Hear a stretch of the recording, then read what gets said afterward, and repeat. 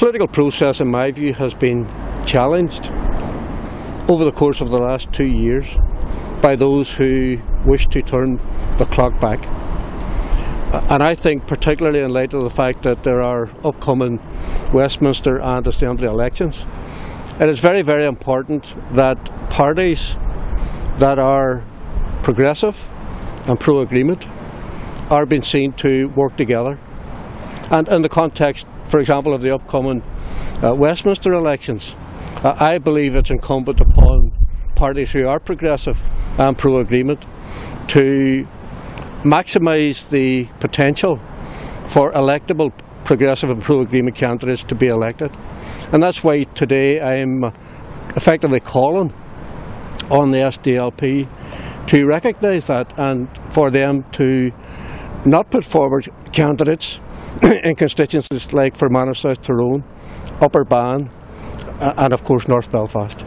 So I think that the challenges that we all face are clear for all of us to see.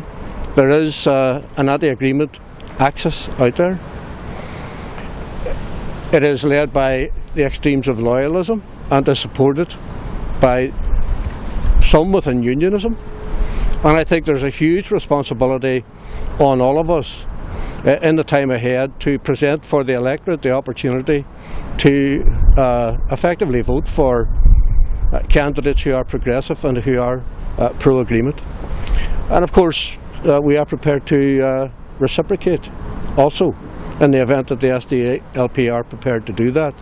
And we are prepared to get into discussions with other parties about how we can contribute to the election of electable progressive and pro-agreement candidates. How would you reciprocate?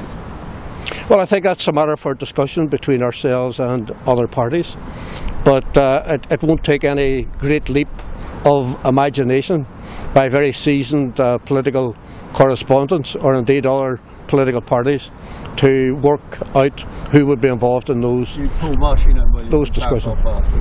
I think that in the context of discussions with other parties, if I am calling for example, the SDLP as I am, to stand down in Fermanagh and South Tyrone, in Upper Bann and in North Belfast, then obviously we would need to be in a position and would be willing to reciprocate, and that would mean having discussions, of course, with the other parties.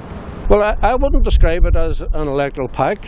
How I would describe it as a recognition that the political institutions has been under threat for the last 2 years.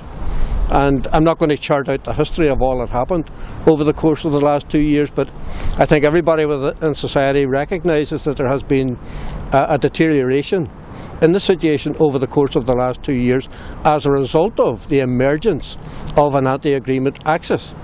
I believe that that needs to be challenged by pro-agreement, progressive politicians, and there are plenty pro-agreement, progressive politicians out there. So I think that what we have to do, all of us who are progressive and pro-agreement, we have to be seen to work together in order to thwart the ambitions of those who would wish to turn the clock back. If the SDLP did stand aside for you in any seat, would your candidate in that seat then drop your abstentionist policy and actually take the seat?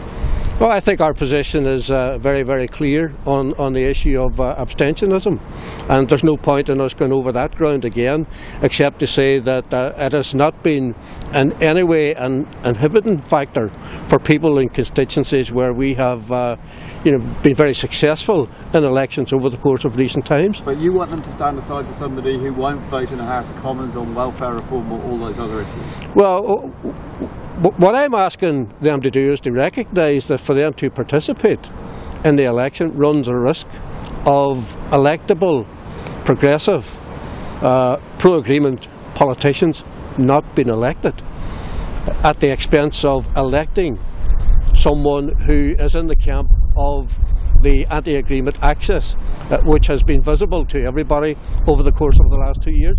I think it's a much better preference to vote for somebody who is progressive and pro-agreement than vote for someone who is anti-agreement. And that's the risk that the SDLP would run by running in Upper Bann by running in Fermanagh and South Tyrone and in North Belfast. All right, folks.